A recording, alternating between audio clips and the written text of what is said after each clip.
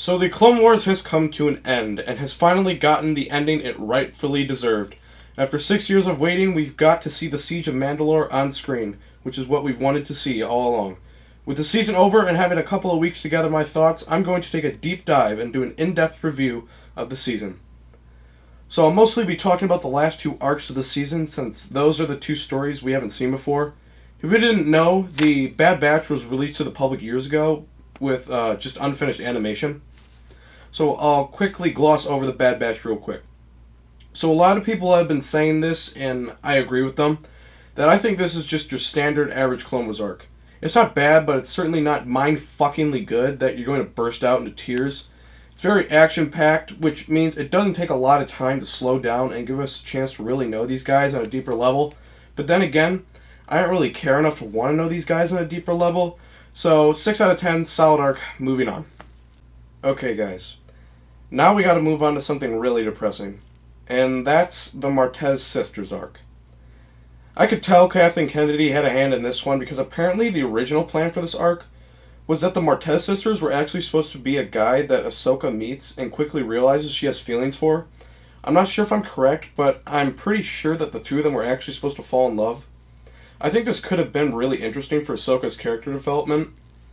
After being a part of the Jedi Order her whole life and not being able to have attachments to other people, it would be interesting to see how Ahsoka is able to cope with love considering that she hasn't been able to express these feelings her whole life.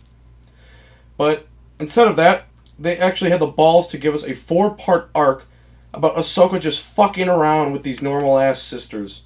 I can't express how bored I was while watching these episodes. There were so many times I just wanted to turn off the TV because I just couldn't fucking stand Rafa anymore. And Trace is such a fucking dumbass, I couldn't actually believe what I was watching. Ahsoka, why the fuck are you hanging out with these people? It's just really sad that instead of doing some of the most badass stories that haven't been made yet in the show, they decided to go with this one. So now let's talk about the reason that this season was made in the first place. And that is the Siege of Mandalore. I literally have nothing really to complain about this arc except for one thing, but I'll get to that in a second. The arc is so good, The Phantom Apprentice is literally the number 4 TV episode of all time, according to IMDb. The acting in this arc is also phenomenal. Ahsoka is great, of course, but the two characters that I want to highlight are Captain Rex and Darth Maul. I haven't seen Captain Rex this good since the Umbara arc. If you think about it, the Order 66 experience is hardest for Rex, because these are all his brothers. He even initially turns on Ahsoka, which we, as the audience, weren't actually expecting because most of us speculated that he had already had his inhibitor chip removed, probably sometime off screen. Rex already had at least a small idea of something like Order 66 being a possibility because of what happened with Fives. Rex is holding back literal tears when he is told to kill Ahsoka because he knows how sinister the Order is, but he can't help himself but execute it. Now let's move on to Darth Maul, shall we? Because he is just fucking great in this arc. Now looking back on it, I realize now that Darth Maul actually acts a lot different in this arc than he did in seasons 4 and 5. In those two seasons, Darth Maul was so angry, broken, seeking so much revenge. He's the type of character where, if you get in his way, he will fucking murder you without hesitation. Everyone thought that Darth Maul died after episode 1, and they brought him back. I think that shot of him burning the village on Raydonia is symbolically the return of Darth Maul. It's as if he's literally ascending out of hell. In season 7, we see a much more calm version of Maul than we did in seasons 4 and 5. Probably one of the reasons for this is because he's facing off against Ahsoka, who he doesn't really feel as much malice towards because, well, she's not Obi-Wan, and she's not a Jedi. I also liked how they brought out Darth Maul's intelligence in this final arc. He's the only one in the galaxy besides Darth Sidious who knows what's about to fucking happen. He just keeps dropping all these knowledge bombs on Ahsoka.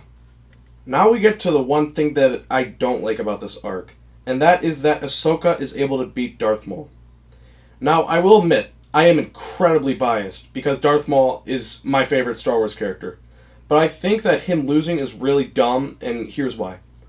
Let's look at some other fights and see how these two would theoretically stack up against each other. In Revenge of the Sith, Obi-Wan and Anakin are about the same skill level. Do you really think Ahsoka could actually beat one of these two? Well, Darth Maul just clowned on Obi-Wan a few months ago. Now let's take a look at the fight between Sidious and the four Jedi from Revenge of the Sith. Now, I started the timer the moment Palpatine started his Force scream. Jedi Master Agen Kolar lasted 3.9 seconds and blocked 0 times against Darth Sidious. Jedi Master Saesee Tiin lasted 5.6 seconds and also blocked 0 times against Darth Sidious. Jedi Master Kit Fisto, who was recognized as one of the best duelists in the Jedi Order, only lasted 11.5 seconds and blocked just 3 times against Darth Sidious. Darth Maul lasted about 1 minute and 24 seconds with his fight with Darth Sidious, if you cut down all the downtime in the middle. And that's not even including all the cut footage from the fight. The only 2 people who have lasted similar lengths against Darth Sidious were Jedi Master Mace Windu, who was the second best duelist in the whole Jedi Order, and Jedi Grandmaster Yoda. Knowing this, you can't tell me that Ahsoka would even stand a chance against Darth Maul. I know it may sound like I'm hating on Ahsoka, which I don't want it to come across that way because I like Ahsoka. I just think that this was just a really poor writing. But besides that, overall, I think this arc is just fantastic. If I have to take a look at this season as a whole, I can't say it was overall a very good one. The first arc was okay, the second arc was abysmal, and the third arc was fantastic, which averages out to a pretty meh season. I think the season probably could have been one of the best in the series if they replaced the second arc with the original plans. They also could have included that one unfinished arc with Boba Fett. That could have been cool. Or maybe we could have gotten to see the duel between Darth Maul and Ventress, because we know that half of his double-bladed lightsaber in the Siege of Mandalore arc is taken from Ventress's yellow lightsaber after Darth Maul defeated her. You can obviously tell in the season when Dave Filoni has full control and when Kathleen Kennedy butts in. Kathleen Kennedy, please quit your job and let's put Dave Filoni in charge, please. Okay, I'm done. Goodbye.